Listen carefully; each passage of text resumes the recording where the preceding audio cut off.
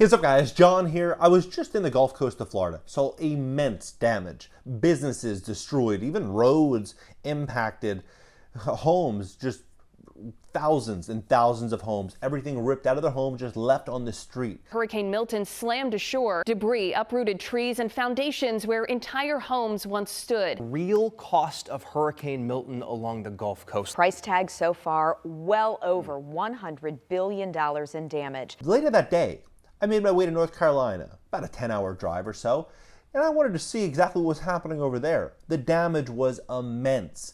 Between those two situations, $200 billion in damage. This is the city of Asheville in the western mountains of North Carolina. The worst flooding to hit the region in a century. Hurricane Helene, that nowhere in its path was safe. Now some people will see this and say, okay, well, I don't live on the Gulf Coast, John, or I don't live in North Carolina, it's not my problem. Some people have that outlook, right? But I think the big picture is what we all need to look at, that we once knew is going to change. From insurance to home upgrades to how we live, where we live, everything is going to shift in a very, very big way, and it's all going to start in 2025, mark my words. I'm going to show you exactly what's going on here and why I think we're walking into this. Not just me that's saying this now. You know, I've been talking about this for about a year and a half, saying that these upgrades are coming, insurance is going to get out of control. I've been making these predictions for anybody. But now the All In podcast, with like Chamath Palihapitiya and a couple co-hosts, they're all multi-billionaires. They said, look, if it's 1% to insure a property in Florida, roughly, and it's $1 million home, let's just call it $5,000 a year for insurance, right? Or 10 grand a year, whatever it is for insurance on that $1 million home. What if it goes to 5%, which is probably where it's likely going to be going? 5% on that $1 million home, meaning 50 grand a year, $4,000 a month, roughly, a little over $4,000, $4,200 a month, right? How many people are going to want to make that payment, right? Because that's likely where it's all going. What they said was, before, if an insurance company is underwriting a deal saying, look, the odds of a natural disaster wiping this home out is 1 in a 500-year event, and now they think it's 1 in a 20-year event, just do the numbers. Right? What is this going to mean? Insurance is going to get very, very hard to obtain. Then reflect back on a statement Glenn Kelman, the CEO of Redfin, made in 2021, which I've shared many times on this channel, about how the only ones paying attention to this are the actuaries, the insurance companies, the mortgage lenders, and soon it's going to be very, very hard to get a loan to even buy a home. Now, when it's happening in Gulf Coast, happening in North Carolina, then you see what's happening in California and Wyoming and these different locations. It's just popping up. These problems are just kind of scattering all over America. And who's going to be the one to underwrite all this risk? It's going to be the lenders. It's going to be the insurance companies. And they see there is a solution here. The solution is upgrading properties to making them less impactful on the environment. And that's what we have to do. That's what they're saying. Now, I'm going to show you what the costs are here, kind of where this is all going, and what this is going to mean for real estate values. I think we're walking into a major shift. I recently read a book from the CEO of Carlyle, David Rubenstein, and he was talking to, essentially it's a collection of interviews, and he was talking to many different billionaires inside of this book, asking them, what will climate mean for your portfolio? What will it mean for your real estate investing strategy? What will this mean for your offices and where you're going to be working from? He was asking every single billionaire the same question.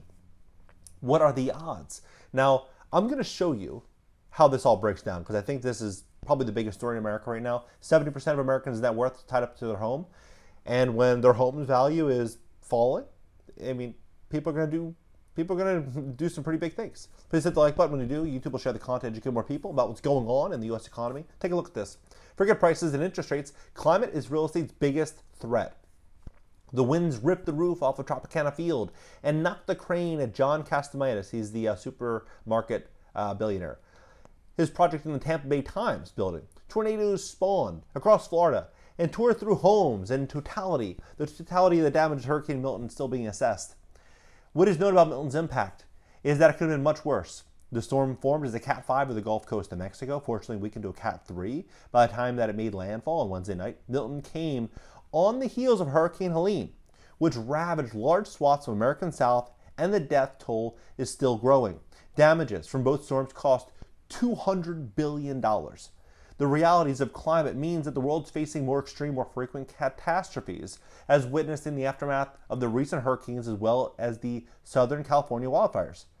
While the airport fire in Orange and Riverside counties is now 95% contained, according to the California Department of Forestry and Fire Protection, a report 160 structures were completely destroyed, another 34 damaged, more than half of properties wiped out were homes, according to the published reports. The losses from these events are extraordinary examples of the kind of risk homeowners and real estate investors face now and well into the future. Last month, a report from S&P and Singapore's sovereign wealth fund estimates REITs will face $110 billion in climate hazard costs in the next decade.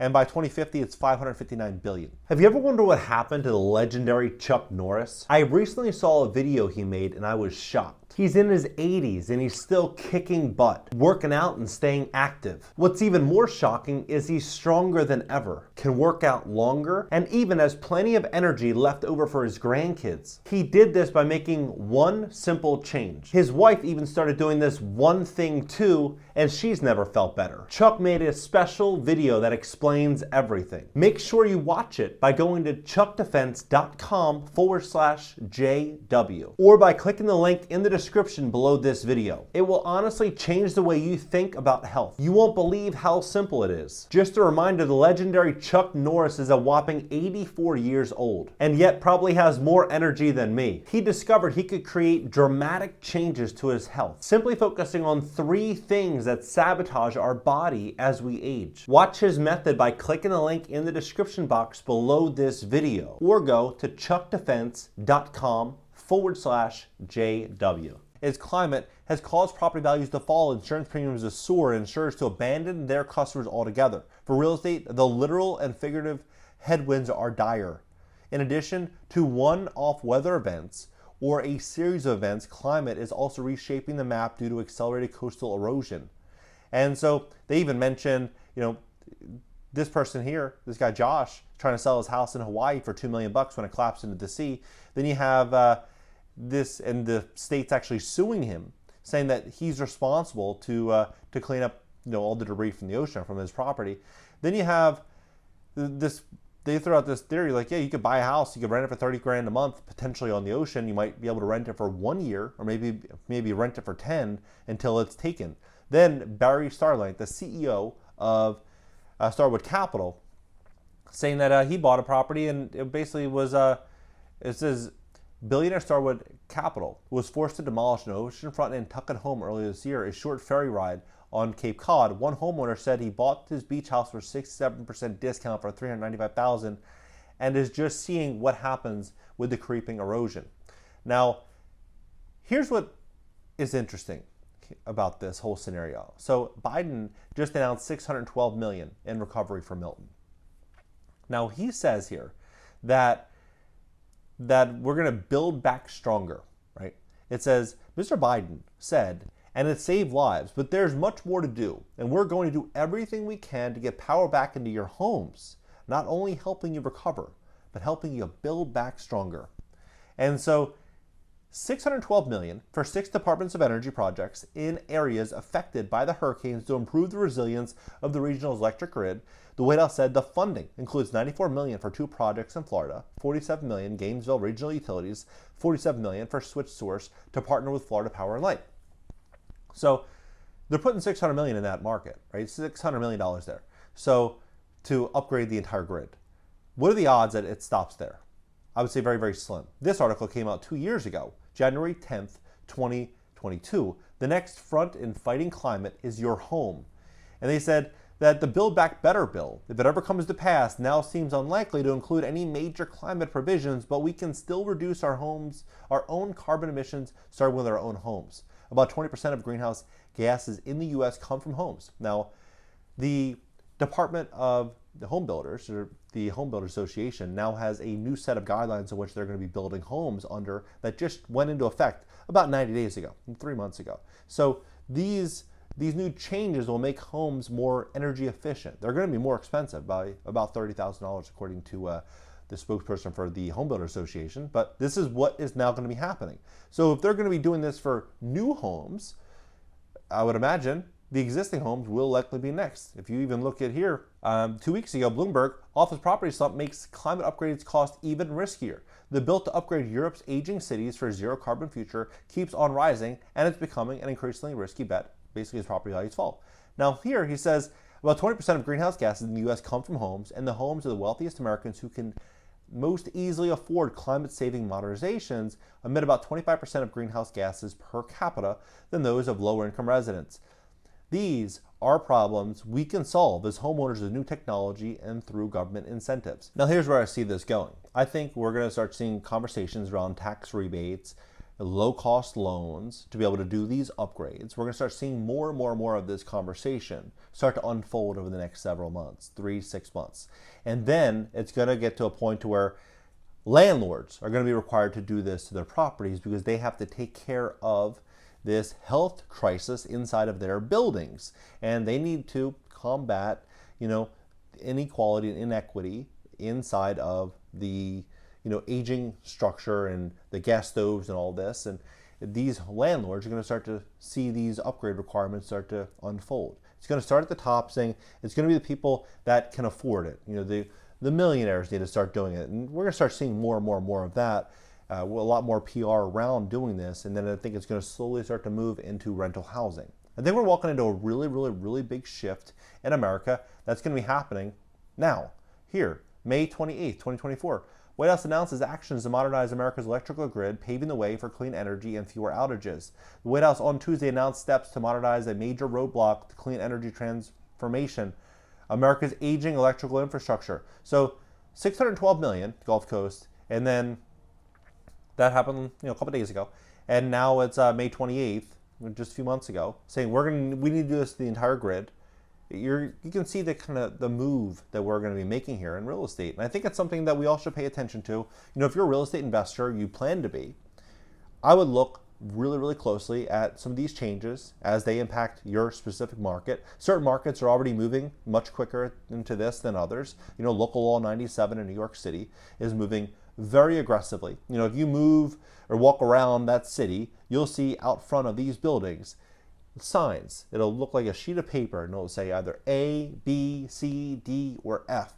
And this is essentially a grade that the city is giving these building owners based on the amount of emissions that their building is emitting. And so if it's a really great building that's emitting very little emissions, it'll get an A, and they don't have to do any of these upgrades. But if they have a C or D or an F, they have to do these upgrades, or they can get fined in many cases. And the fines aren't small. They're major fines, absolutely major fines. Some of these fines are in the tens of millions of dollars a year. So when you start to look at this scenario, you can kind of see where we're all going. My next bet, insurance is going to go through the roof 2025, 2026 on home and auto. To levels in which many people can't imagine. This is going to impact HOAs. We're going to start seeing a really big change unfolding throughout the coastline of Florida, for sure. These HOAs are going to be in really big trouble, I would imagine. And a lot of these homeowners that are already tapped out, or a lot of people that relocated from New York City and San Francisco and LA to buy a home along the coast the last couple of years, are going to be walking into a rude awakening. What do you think about this situation? Let's have a conversation about this below. And please hit the like button. YouTube will share the content, educate more people about what's happening in our real estate market and our economy. For more information on today's sponsor, you can click the link in the description just below this video. I'll catch you next video.